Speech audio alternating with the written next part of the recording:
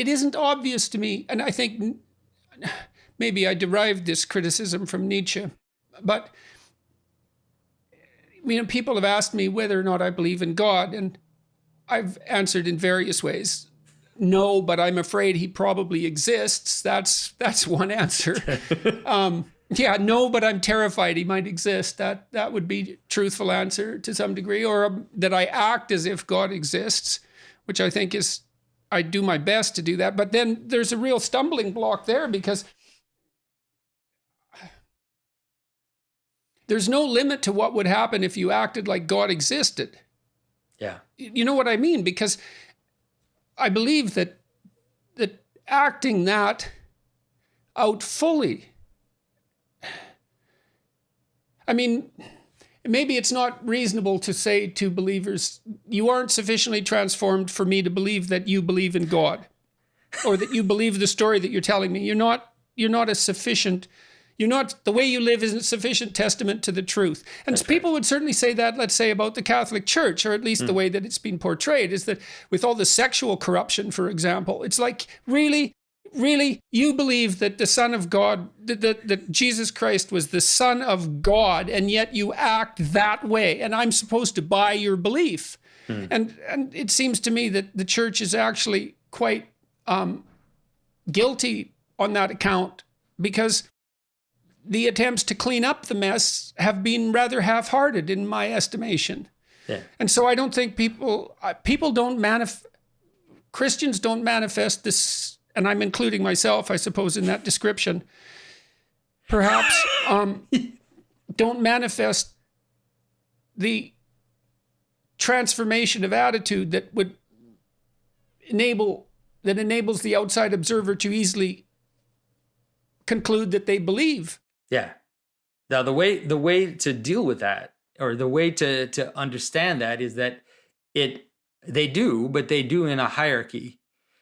There's a hierarchy of manifestation of the transformation that God offers the world, and we kind of live in that hierarchy. And those above us hold us together, you would say. And so in the church, there's a testimony of the saints. There are stories. There are hundreds and hundreds of stories of people who live that out in their particular context to the limit of what it's possible to live it.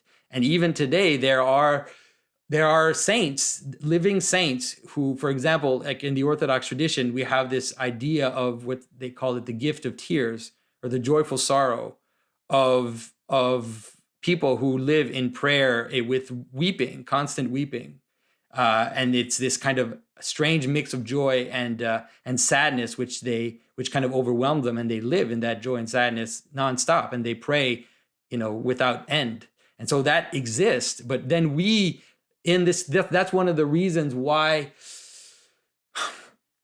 That's kind of one of the reasons why, when I talk about this idea of attention, like it manifests itself in the church as well, is that you often say, and I understand it, when you say something like, I act as if God exists, or, I'm afraid to say that God exists. And I think it's because you think, or you tend to think, that the moral weight of that is so strong that you would crumble under it, that you would just be crushed under it. And I think believe that. And I think that I understand that, but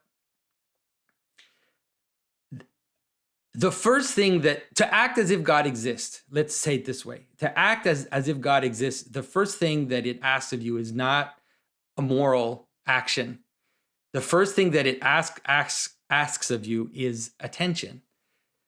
That's why to act as if God exists is, first of all, to worship.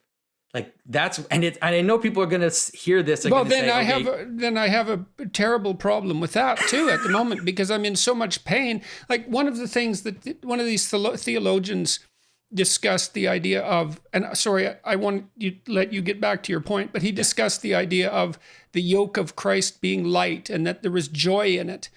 And there's a paradox there, obviously, because it's also a take up your cross and follow me sort of thing. But the fact that I've been living in constant pain makes the idea of joy seem cruel, I would say. And so, and I have no idea how to reconcile myself to that. I mean, I've reconciled myself to that by staying alive, despite it.